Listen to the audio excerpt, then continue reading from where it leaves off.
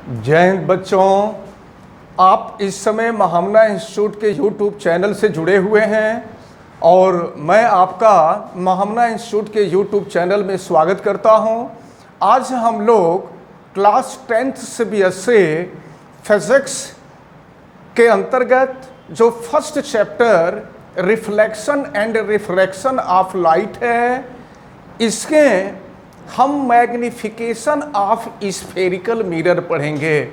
Magnification of spherical mirror क्या है, इसके अंतर्गत हम आपको सबसे पहले डिफिनीशन बता दें कि what is the definition of magnification of spherical mirror. देखिए, मैग्निफिकेशन का मतलब ये होता है कि किसी भी स्फेरिकल मिरर के द्वारा ऑब्जेक्ट का जो इमेज बन रहा है, इमेज का साइज ऑब्जेक्ट का कितना मल्टीपुल है, इसको आप ध्यान में रखे रहिए कि मैग्निफिकेशन से हमें ये पता चलता है कि ऑब्जेक्ट का जो इमेज बनता है, ऑब्जेक्ट का इमेज ऑब्जेक्ट से कितना गुना बड़ा यानी कितना मल्टीपुल बन रहा है। हम आपको ये बतला दें कि मैग्निफिकेशन ऑफ स्फेरिकल मिरर को हम स्मॉल m से रिप्रेजेंट करते हैं। मैग्निफिकेशन m से शुरू होता है, इसलिए मैग्निफिकेशन ऑफ स्फेरिकल मिरर को हम स्मॉल m से रिप्रेजेंट करते हैं। और इसका डिफिनीशन क्या होता है, देखें, ये स्फेरिकल मिरर यानी कॉनकेव मिरर है और कॉनकेव मिरर के द्वारा ये ऑब्जेक्ट AB है जिसकी हाइट स्मॉल h है और ये इमेज बन रहा है, इमेज की हाइट h डैश है। तो अब देखें कि इमेज का हाइट h डैश है और ऑब्जेक्ट का हाइट h है। तो आप यहाँ से हम आपको डिफाइन कर दें कि what is the definition of magnification of spherical mirror. तो magnification of spherical mirror is equal to the ratio of height of image and height of the object.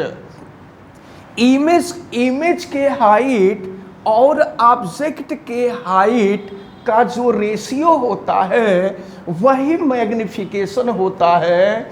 और इसको अगर हम u और v के फॉर्म में, u का मतलब object distance, v means image distance के फॉर्म में अगर हम ज्ञात करना चाहें तो m is equal to minus v by u होता है। तो ये दोनों फार्मूले आपको याद रखना है कि अगर आपको इमेज की हाइट मालूम है और ऑब्जेक्ट की हाइट आपको मालूम है और आपको magnification of spherical mirror find करना है तो m equal to h dash upon h करेंगे। और दूसरी चीज कि अगर आपको u मालूम है यानी आपको object distance, if object distance and image distance are known, then we can use the formula m is equal to minus v by u for the magnification of spherical mirror। अब अगर इन दोनों फार्मूलों को हम combine कर दें तो देखें, फार्मूलों को जब कंबाइन कर देते हैं तो m इक्वल टू, दोनों फार्मूलों को हम एक साथ लिख रहे हैं, ये हो जाएगा h डैश अपॉन h और माइनस v अपॉन u। तो ये मैग्निफिकेशन ऑफ स्फेरिकल मिरर का फार्मूला है। इस फार्मूले के द्वारा जैसे आवश्यकता समझ में आएगी अपने नीड के अनुसार हम फार्मूले का यूज कर लेंगे। जब जरूरत होगी तो m equal to h dash upon h कर लेंगे, अब जब जरूरत होगी तो m equal to minus v upon u कर देंगे। तो मैग्निफिकेशन आप अच्छी तरह से दिमाग में रखे रहेंगे। मैग्निफिकेशन से हमें ये पता चलता है कि इस स्फेरिकल मिरर के द्वारा जो इमेज बन रहा है वो ऑब्जेक्ट से कितना गुना बड़ा बन रहा है या छोटा बन रहा है, इससे ये पता चलता है। अब हम आपको ये बतला दें कि आपको पहले से ही पता है कि ये प्रिंसिपल एक्सिस है और ऑब्जेक्ट को हमेशा प्रिंसिपल एक्सिस के एबव रखते हैं। और एक चीज और हम आपको बता दें कि प्रिंसिपल एक्सिस के एबव डायरेक्शन में जो हाइट मेजर की जाती है वो हाइट पॉजिटिव होती है, और नीचे के तरफ यहाँ से ये प्रिंसिपल एक्सिस के नीचे के तरफ जब हम हाइट मेजर करते हैं तो ये हाइट निगेटिव होती है।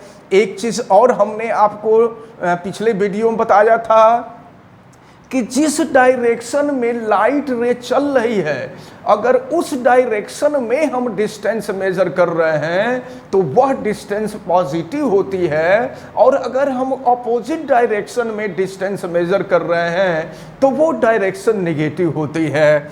एक चीज और हम आपको बता दें कि जब भी किसी स्फेरिकल मिरर के द्वारा कोई भी ऑब्जेक्ट रखा जाता है तो ऑब्जेक्ट की हाइट हमेशा पॉजिटिव होती है, और ऑब्जेक्ट की हाइट पॉजिटिव होने का मतलब इसका कारण यही होता है, इसका रीजन यही होता है कि ऑब्जेक्ट को हमेशा प्रिंसिपल एक्सिस से एबव रखते हैं। एक चीज और हम आपको बता दें कि अगर इमेज पॉजिटिव बन रहा है, अगर इमेज पॉजिटिव है, इसका मतलब ये हुआ कि यह इमेज वर्चुअल है। तो ये कुछ छोटी छोटी चीजें आपको ध्यान में रखना होगा। और अगर इमेज निगेटिव बन रहा है तो आप समझ जाएंगे कि यह इमेज रियल है। और मैग्निफिकेशन की बात आ रही है, तो अगर मैग्निफिकेशन निगेटिव आए तो आप समझ जाइएगा कि जो इमेज बन रहा है वो रियल बन रहा है, और यदि मैग्निफिकेशन पॉजिटिव आ जाए तो आप समझ जाइएगा कि जो इमेज बन रहा है वो वर्चुअल बन रहा है। तो मैग्निफिकेशन से रिलेटेड ये छोटी छोटी टर्म थे, और मैग्निफिकेशन का फार्मूला हमने आपको बताया, और मैग्निफिकेशन से रिलेटेड कुछ छोटी छोटी चीज़ें हमने आपको बताया। हमें उम्मीद है कि ये सारी चीज़ें आपको अच्छी तरह से समझ में आई होंगी। और हम लोग अब जब नेक्स्ट वीडियो को देखेंगे तो नेक्स्ट वीडियो में हम लोग रिफ्रैक्शन ऑफ लाइट पढ़ेंगे। चैप्टर का नाम था reflection and refraction of light. तो रिफ्लेक्शन ऑफ लाइट फिनिश हो गया। अब इसके बाद हम लोगों को रिफ्रैक्शन ऑफ लाइट पढ़ना होगा। तो रिफ्रैक्शन ऑफ लाइट को हम लोग नेक्स्ट वीडियो में देखेंगे। ये मैग्निफिकेशन ऑफ स्फेरिकल मिरर जो था, यह रिफ्लेक्शन ऑफ लाइट का लास्ट टर्म था। अब ये रिफ्लेक्शन ऑफ लाइट कंप्लीट होता है। हमें उम्मीद है कि पूरा रिफ्लेक्शन ऑफ लाइट आपको अच्छी तरह से समझ में आ रहा होगा। आप बेल आइकन को ज़रूर प्रेस करिएगा और वीडियो को मैक्सिमम स्टूडेंट तक आप शेयर कीजिएगा, ताकि मैक्सिमम स्टूडेंट इस वीडियो को देख सकें, समझ सकें और मैग्निफिकेशन ऑफ स्फेरिकल मिरर समझ सकें। क्योंकि बोर्ड के एग्ज़ाम में ये अक्सर आपसे पूछा जाता है, टर्म 1 या टर्म 2, इसको आप अच्छी तरह से दिमाग में रखे रहेंगे। और वीडियो को आप लाइक भी कीजिएगा। चैनल अगर सब्सक्राइब नहीं किए हैं तो चैनल को सब्सक्राइब भी कीजिएगा, और आवश्यकता समझ में आने पर कमेंट भी कीजिएगा। आप सभी लोगों को बहुत बहुत धन्यवाद। जय हिंद।